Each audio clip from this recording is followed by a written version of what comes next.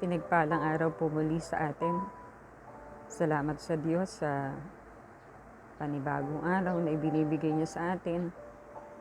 Bali ika-12 quarantine days na natin, mga kapatid.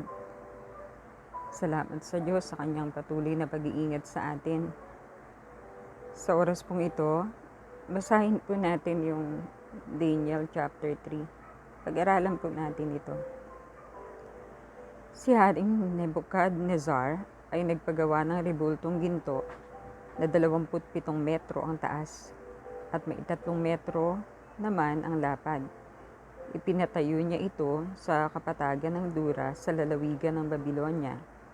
Pagkatapos, pinatawag niya ang mga pinuno ng mga relihiyon, mga pinuno ng mga hukbo, mga gobernador ng mga lalawigan, mga tagapayo, mga ingat-yaman, mga hukom, mga maestrado at iba pang mga pinuno ng kaharian para sa pagtatalaga sa nasabing rebulto.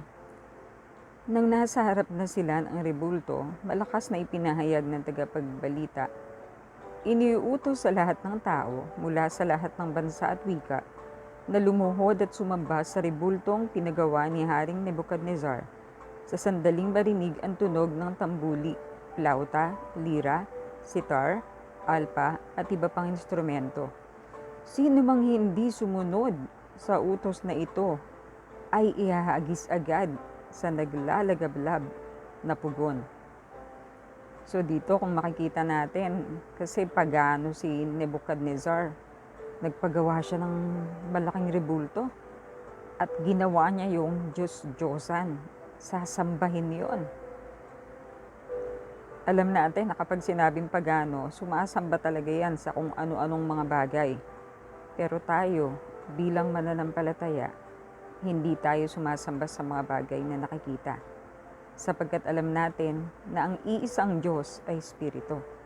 At siya ay nagsiselos o mapanibubuhuin kapag ang kanyang mga anak ay sumamba ng anumang mga bagay. At may parusa ito. Sabi nga sa 6, sino mang hindi sumunod sa utos na ito ay ihahagis agad. Wala nang mga palipaliwanag no? Ihahagis agad sa naglalagablab na pugon. Verse 7, nang marinig nga ng mga tao ang tunog ng mga instrumento, agad silang lumuhod at sumamba sa rebultong ginto na ipinagawa ni Haring Nebuchadnezzar. So sinampulan sila ni Haring Nebuchadnezzar. Nagkaroon na, tumunog na yung mga musical instrument. Dapat daw pag tumunog na yun, sasamba na. So yung mga tao na nandoon, nagsipagluhuran, nagsipagtirapa, sumamba sa Diyos-Diyosa na ginawa ni Haring Nebuchadnezzar, kahit na hindi naman yun tunay na Diyos. Sa verse 8, sinamantala ito ng ilang mga mamamayan ng Babylonia upang paratangan ang mga Hudyo. Kasi alam nila na ang mga Hudyo hindi sumasamba sa mga Diyos-Diyosan. Verse 9, sinabi nila kay Haring Nebuchadnezzar, mabuhay ang mahal na hari. Iniutos po ninyo na lumuhod at sumamba sa inyong rebultong ginto ang sino mang makarinig sa tugtog ng mga instrumento. At sino mang hindi sumunod ay hahagis sa naglalagablab na pugon. Verse 12, hindi po sumusunod sa utos nyo sina Shadrach, Meshach at Abednego, ang mga Hudyong inilagay ninyo bilang mga tagapamahala sa Babylonia. Hindi po sila naglilingkod sa inyong Diyos ni sumasamba sa ipinagawa ninyong rebultong ginto. Meron agad sumbong. May mga naiinggit si Shadrach, Meshach at Abednego. So sinumbong sila. Sa verse 13, naggalit si Haring Nebuchadnezzar nang marinig ito at pinatawag niya ang 3 lalaki. Sinabi niya, Shadrach, Meshach at Abednego, totoo bang hindi kayo naglilingkod sa aking mga Diyos ni sumasamba sa rebultong ginto na aking ipinagawa? Iniuutos ko sa inyong lumuhod kayo at sumamba sa ipinagawa akong rebulto sa sandaling marinig ninyo ang tunog ng mga instrumento. Kung hindi, ipahahagis ko kayo sa naglalagablab na pugon. Sa palagay ba ninyo may Diyos na makapagliligtas sa inyo mula sa aking kapangyarihan? Sa verse 16, pero bago yun, nakita natin dito, siguro kung ikaw yung isa dun kay Shadrach, Meshach at Abednego, baka nanginginig ka na sa takot no? Baka pinagpapawisan ka na at nagpapanik ka na Inulit pa ng hari, kumbaga gustong makita ng hari kung talagang di sila nasunod. Pinagdiinan pa talaga, kundi ipahahagis ko kayo sa naglalagablab na pugon sa pilitan. Gusto ng hari na sa pilitan silang sumunod sa kanya. Ganun ang ugali ng mga hari noon Walang right ang mga tao. Ang hari lang ang masusunod. Ang utos ng hari hindi mababali. Ganoon noon.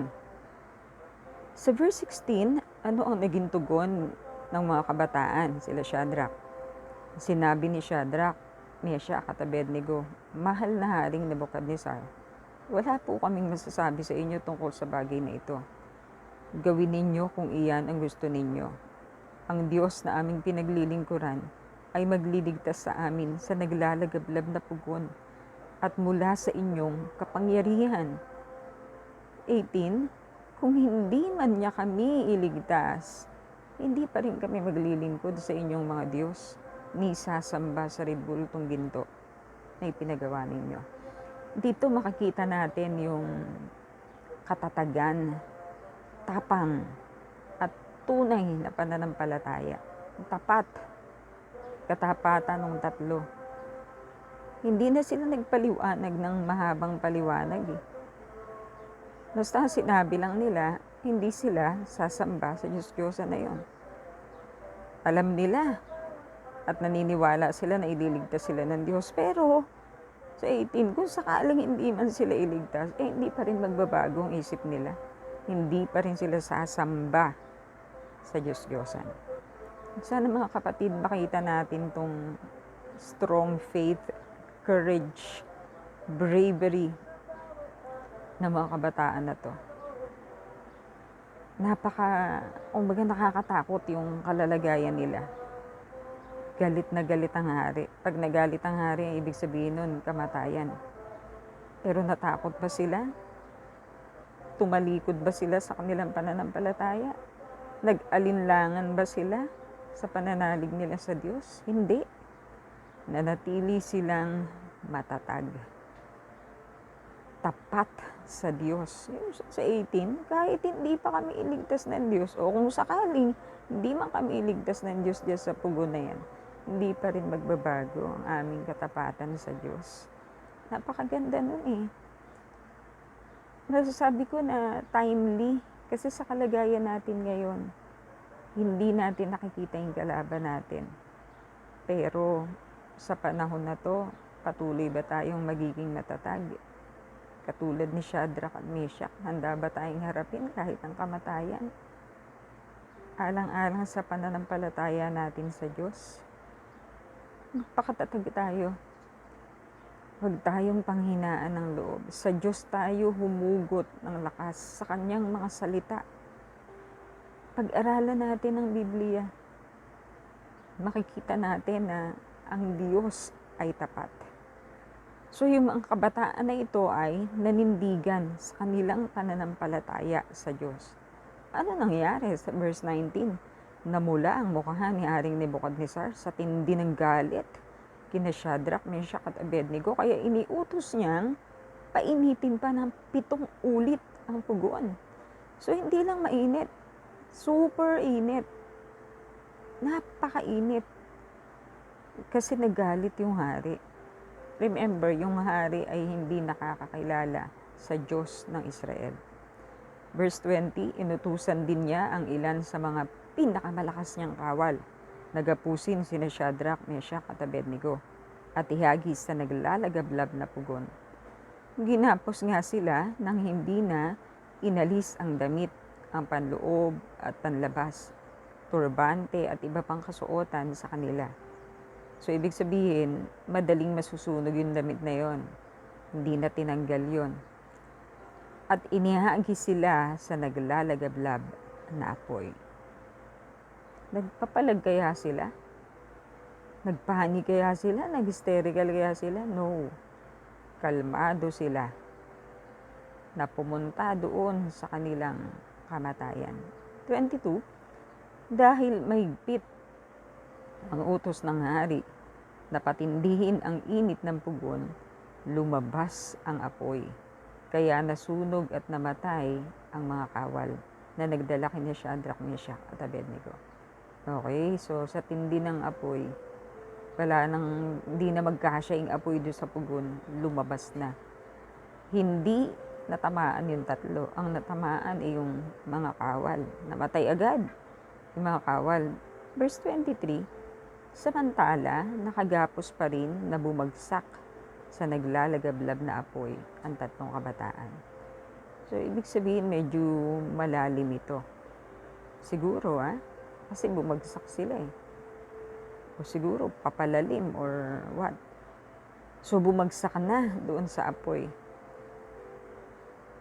Meron bang pagsisisi ang mga kabataang ito? Wala.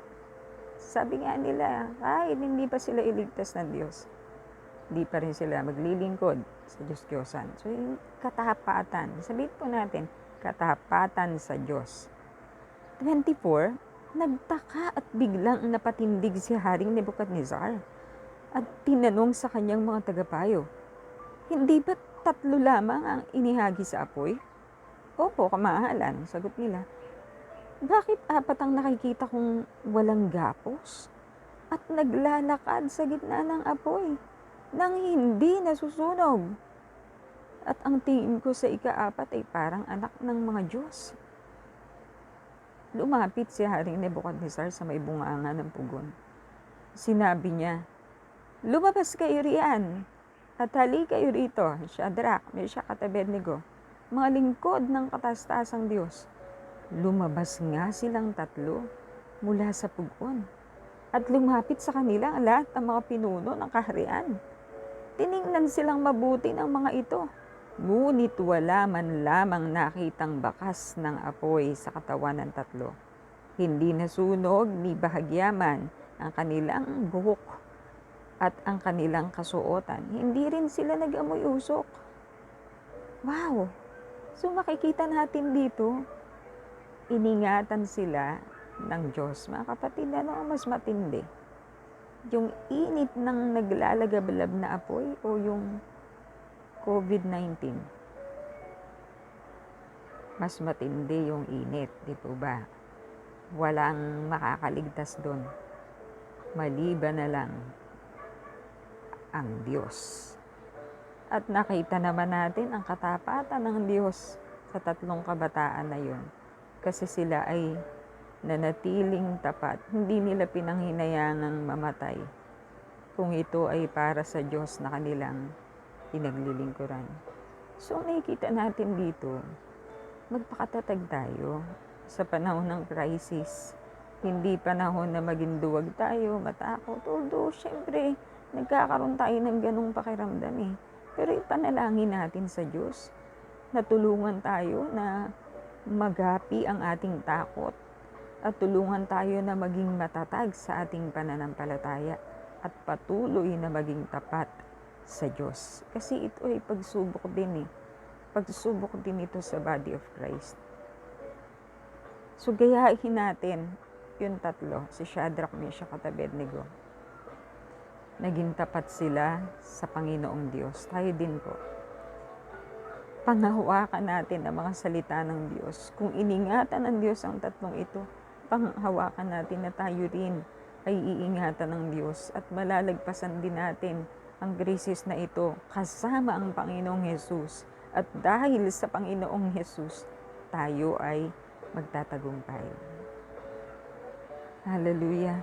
Sa 28, dahil dito sinabi ng hari, purihin ng Diyos ni Shadrach, Meshach at Abednego. Sinugo niya ang kanyang anghel upang iligtas ang mga lingkod niyang ito na ganap na sumampalataya sa kanya. Hindi sinunod ng mga ito ang aking utos. Ginusto pa nilang sila ihagi sa apoy. kaysa sumamba sa Diyos-Diyosan.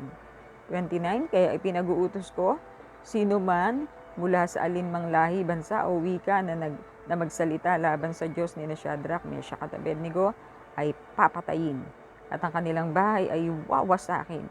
Walang ibang Diyos na makakapagligtas sa tao tulad ng ginawa ng kanilang Diyos. At sina Shadrach, Meshach at Abednego ay itinaas niya sa tungkulin sa lalawigan ng Babylonia. So makikita natin dito kahit yung hari na hindi mananampalataya ay natutong magpuri sa Diyos. Kasi nakita niya ang pagkilos ng Diyos. Nakita niya na ang Diyos ni Shadrach, Meshach at Abednego ay ang tunay na Diyos. At walang sino mang Diyos-Diyosan na makakagawa nun. Nawa sa mga nangyayari ngayon, makita ng mga unbelievers ang pagkilos ng kamay ng Diyos. Nawa, mayroong magandang mangyayari pa rin sa kabila ng lahat. So mga kapatid, patuloy tayong sumampalataya, patuloy nating panghawakan ang salita ng Diyos. Pagpalain po tayo ng Panginoon Diyos. Hallelujah. Thank you, Lord Jesus.